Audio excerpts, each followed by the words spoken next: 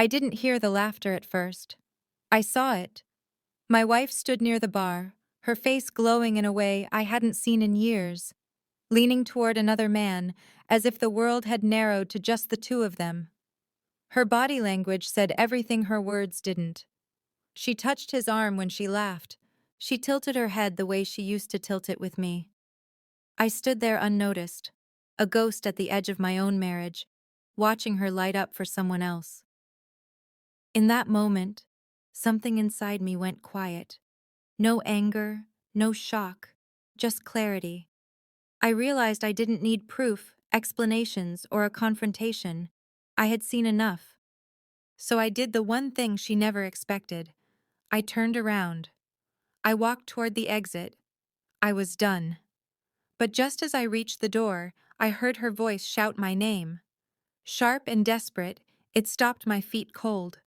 Her voice cut through the room, loud enough to draw attention. Conversations paused.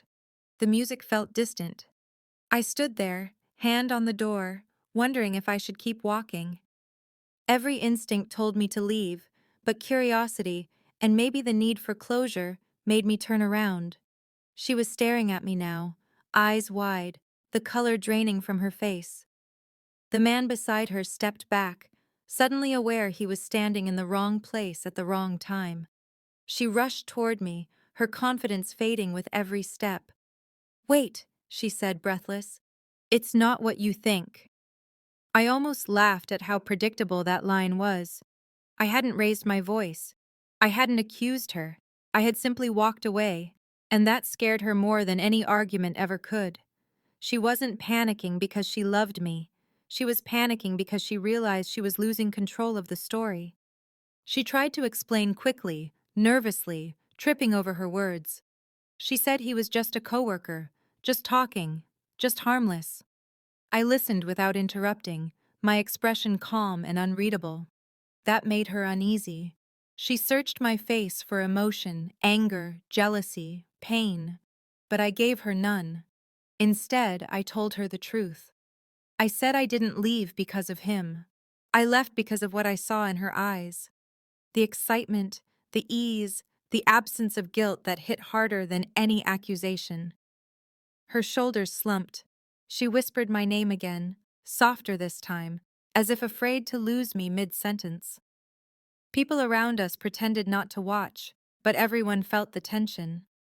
I realized then how much power there is in silence. I wasn't fighting for her attention anymore. I was deciding whether she deserved mine. She asked me to talk outside. I agreed, not because I owed her anything, but because I wanted the conversation to end cleanly. Under the night air, she finally slowed down. Her voice cracked as she admitted she liked the attention. She said she had felt invisible lately. She said she never meant for it to go that far. I nodded, not in agreement, but in acknowledgement. Then I told her something she wasn't prepared to hear. Feeling neglected doesn't justify betraying trust. She reached for my hand. I stepped back. That small movement hurt her more than words ever could. She asked if I was leaving her. I didn't answer right away. I looked at her, the woman I had built a life with, and realized that love without respect becomes a habit, not a partnership.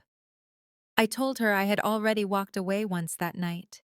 The question was whether I should do it again permanently. Tears filled her eyes as she apologized again and again, promising it meant nothing, promising she would cut him off. I believe she was sorry, but sorry came too late. I told her something calmly that she would remember forever. You didn't lose me when you talked to him.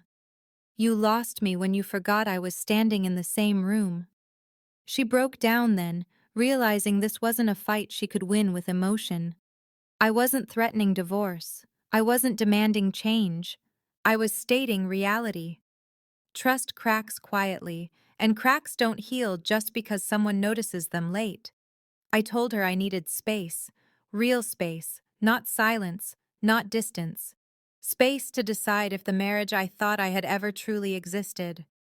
She nodded, wiping her face, finally understanding that shouting my name hadn't stopped me. It had only delayed the inevitable decision.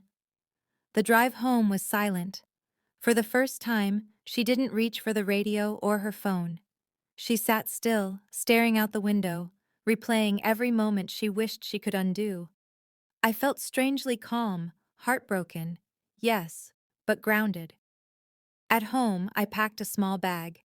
She watched from the doorway, trembling, asking where I was going. I told her I didn't know yet. That uncertainty scared her more than a clear goodbye. She asked if there was still hope. I told her hope doesn't survive on apologies alone. It survives on consistency, and consistency had been missing for a long time. That night, I slept somewhere else. Not out of anger, but out of self-respect. Walking away wasn't dramatic. It was necessary. And for the first time, I wasn't afraid of what came next. Over the next few days, her messages changed. Panic turned into reflection. Excuses turned into accountability. She admitted she never thought I would leave quietly. She assumed I would argue, forgive, and move on like before. That admission hurt, but it also explained everything. She had mistaken my patience for permanence. I told her we would talk when emotions settled, not before. In that silence, I rebuilt parts of myself I had neglected. Routine, confidence, clarity. Friends asked questions. I didn't answer them. This wasn't a public drama, it was a private reckoning. When we finally spoke again, she listened more than she talked. That alone told me she had changed. But change doesn't erase damage, it only acknowledges it. An acknowledgement, while important, doesn't guarantee reconciliation. Looking back, the moment she shouted my name wasn't the moment that saved our marriage. It was the moment that exposed it. I didn't freeze because I was weak. I froze because I realized how close I was to choosing myself for the first time. Whether we rebuild or part ways remains uncertain. But one thing is permanent. She will never forget the night she saw me walk away without anger, without threats, without chaos.